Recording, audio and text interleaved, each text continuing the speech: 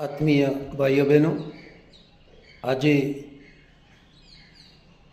हम गीता कथा में अवतारों की परंपरा में कृष्ण अवतार की कथा आज हम सुनेंगे। समय समय पर परमात्मा की, भगवान की दिव्य चेतना अवतार के रूप में इस धरती पर अवतरित होकर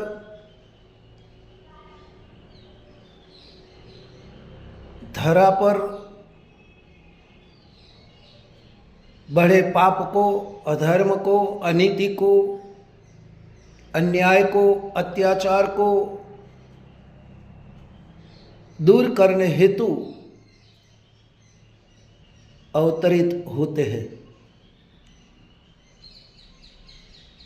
गीता कथा में हमने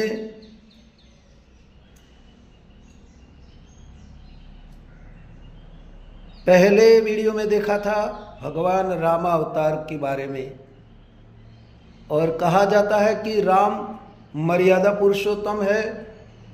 उन्होंने मर्यादाओं का पालन करके परिवार, समाज और राष्ट्र में एक आदर्श स्थापित किया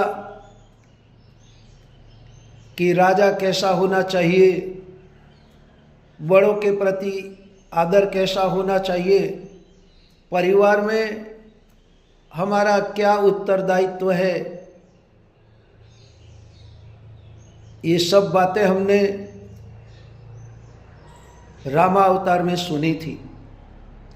आज हम कृष्ण अवतार में जो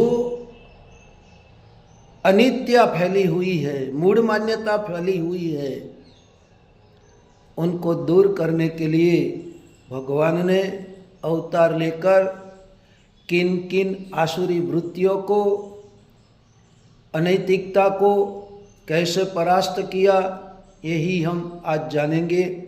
आइए इसके पूर्व गायत्री मंत्र एक साथ एक स्वर में। ओम भूर्भुवः स्वः तत्सवितुर्वरेण्यं भर्गो देवस्य धीमहि धियो यो नः प्रचोदयात्। उस प्राण स्वरूप, दुखनाशक, सुख स्वरूप, श्रेष्ठ, तेजस्वी, पापनाशक देव स्वरूप परमात्मा को हम अपने अंतरात्मा में धारण करते हैं। वो परमात्मा हम सब की बुद्धि को सन्मार्ग की ओर प्रेरित करे। आज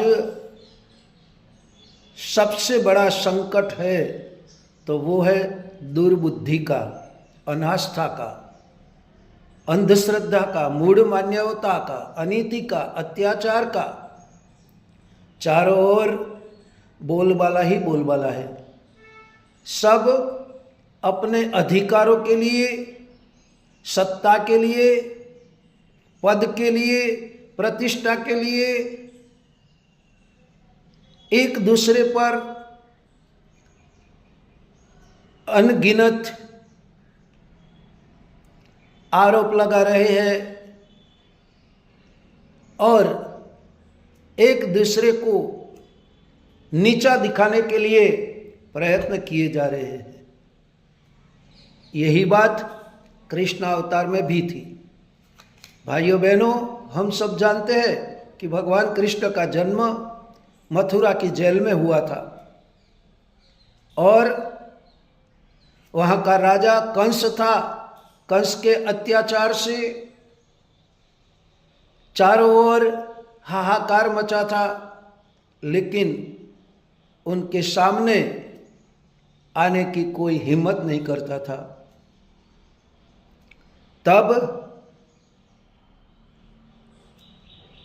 मथुरा की जेल में देवकी और वसुदेव से लालन किया हुआ ये कन्हैया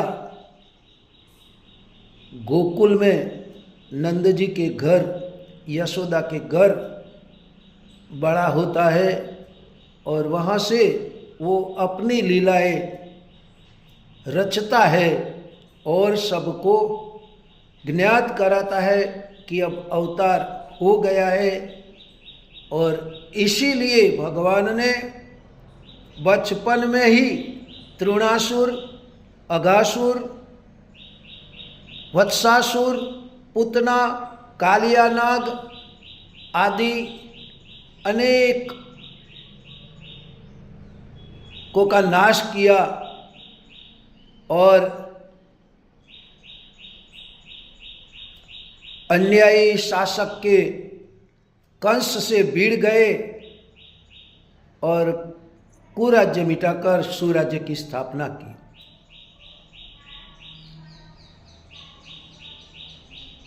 प्रजा का सारा दूध घी धनिकों और सरदारों को देना पड़ता था।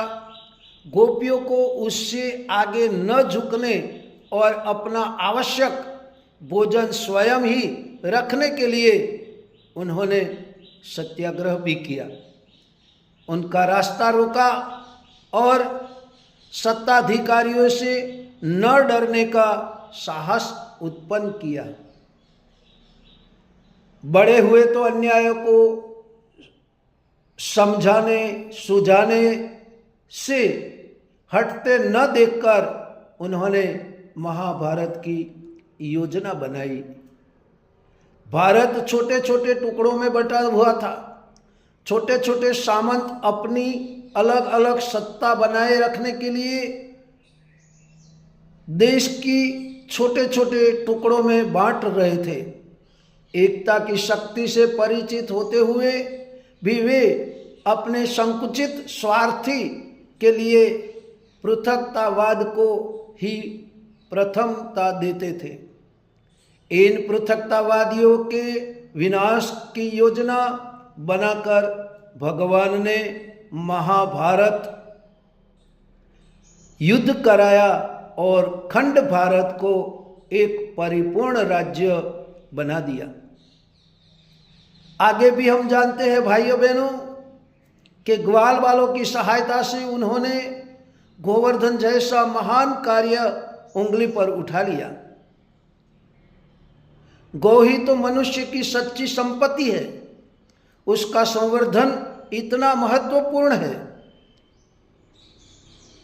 कि इस कार्य को करने के लिए भगवान ने स्वयं वह कार्य किया।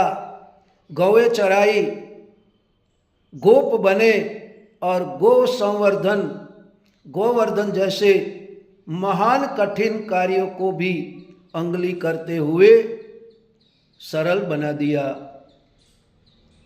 ऐसे अनेक उदाहरण है भाइयों बहनों कि भगवान कृष्ण ने अवतार लेकर अपनी लीलाओं की रचना करते हुए वो पूर्ण पुरुषोत्तम बन गए। उन्होंने धर्म के लिए, सज्जनों के लिए,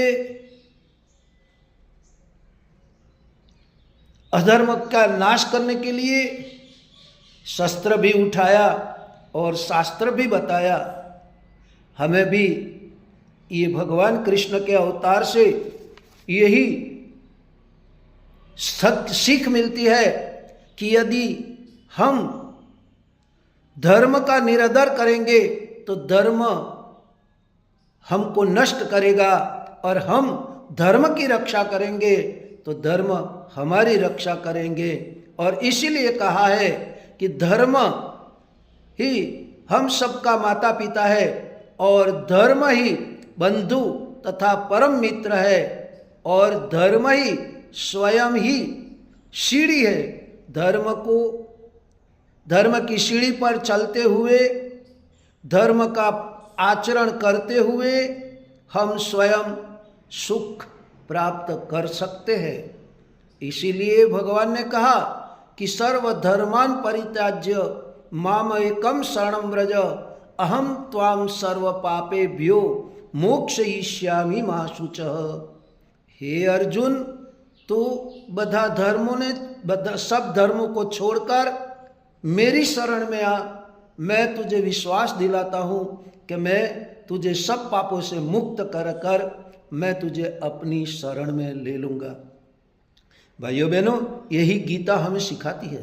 भक्ति योग, ज्ञान योग और कर्म योग के द्वारा हमें हमारा जीवन यापन करना है और लोक मंगल के लिए, मानवता के लिए, धर्म के लिए हमें जीवंत और जागृत बनकर हमारी नैतिक जवाबदारियों समझकर हमें फर्ज बजाना है, हमें कार्य करना है।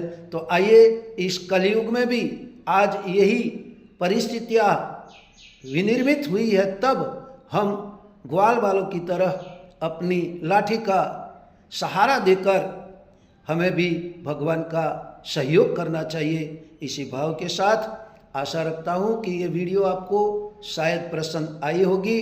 तो आप हमारी वीडियो को लाइक करें, शेयर करें, सब्सक्राइब करें और अपने मित्र मंडल, स्नेही स्वजन तक पहुँचाएं, ताकि हमारी वीडियो की आने वाली नई अपडेट्स आप तक पहुंच सके।